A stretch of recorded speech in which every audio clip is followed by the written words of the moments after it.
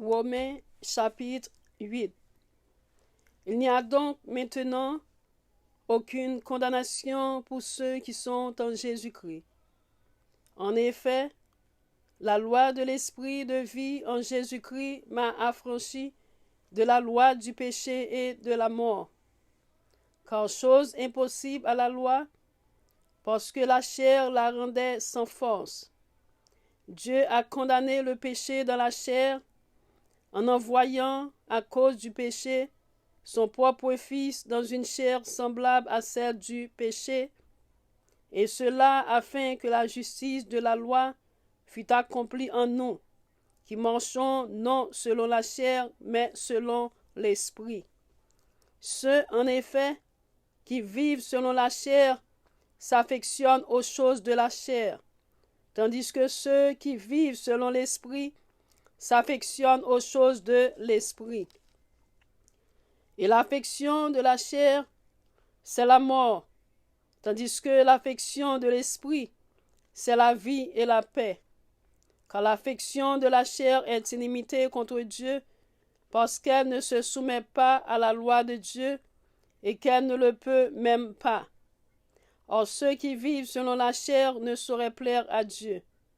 Pour vous, vous ne vivez pas selon la chair, mais selon l'esprit, si du moins l'esprit de Dieu habite en vous. Si quelqu'un n'a pas l'esprit de Christ, il ne lui appartient pas.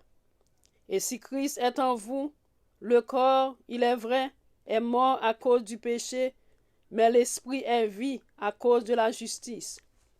Et si l'esprit de celui qui a ressuscité Jésus d'entre les morts habite en vous, celui qui a ressuscité Christ d'entre les morts rendra aussi la vie à vos corps mortels par son esprit qui habite en vous. Ainsi donc, frères, nous ne sommes point redevables à la chair pour vivre selon la chair. Si vous vivez selon la chair, vous mourrez.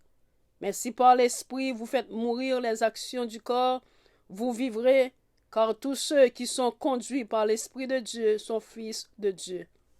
Et vous n'avez point reçu un esprit de servitude pour être encore dans la crainte, mais vous avez reçu un esprit d'adoption, par lequel nous crions « Abba, Père ». L'Esprit lui-même rend témoignage à notre esprit que nous sommes enfants de Dieu. Or, si nous sommes enfants, nous sommes aussi héritiers, héritiers de Dieu et co-héritiers de Christ, si toutefois nous souffrons avec lui, afin d'être glorifiés avec lui. J'estime que les souffrances du temps présent ne sauraient être comparées à la gloire à venir qui sera révélée pour nous. Aussi, la création attend-elle avec un ardent désir la révélation des fils de Dieu.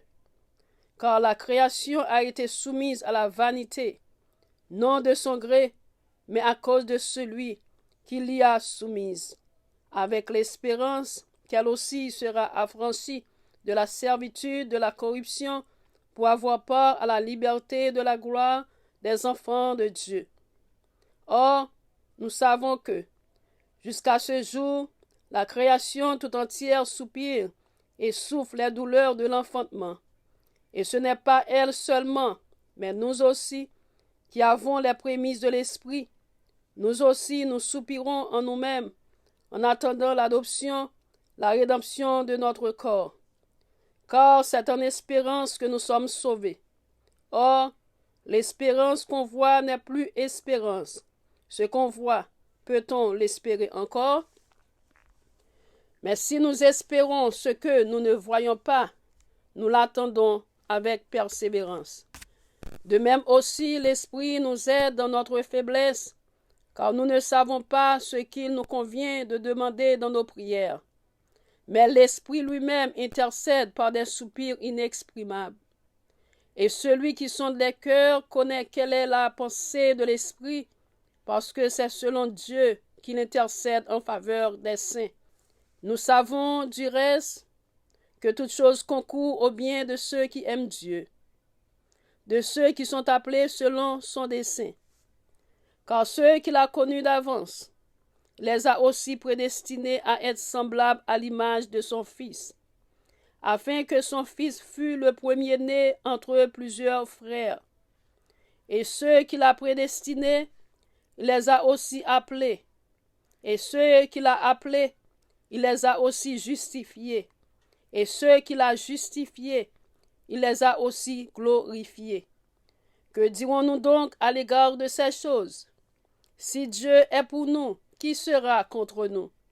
Lui qui n'a point épargné son propre Fils, mais qui l'a livré pour nous tous, comment ne nous donnera-t-il pas aussi toutes choses avec lui? Qui accusera les élus de Dieu? C'est Dieu qui justifie. Qui les condamnera? Christ est mort, bien plus. Il est ressuscité.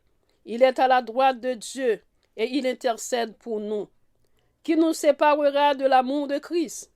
Sera-ce la tribulation ou l'angoisse, ou la persécution ou la faim, ou la nudité ou le péril ou l'épée? Selon qu'il est écrit, c'est à cause de toi qu'on nous met à mort tout le jour, qu'on nous regarde comme des brebis destinées à la boucherie. Mais dans toutes ces choses, nous sommes plus que vainqueurs par celui qui nous a aimés. Car j'ai l'assurance que ni la mort, ni la vie, ni les anges, ni les dominations, ni les choses présentes, ni les choses à venir, ni les puissances, ni la hauteur, ni la profondeur, ni aucune autre créature ne pourra nous séparer de l'amour de Dieu, manifesté en Jésus-Christ, notre Seigneur. Amen. Que le Seigneur vous bénisse, que le Seigneur vous garde, que le Seigneur vous protège. C'était votre ami, ministère Maggie Pierre. God bless you all.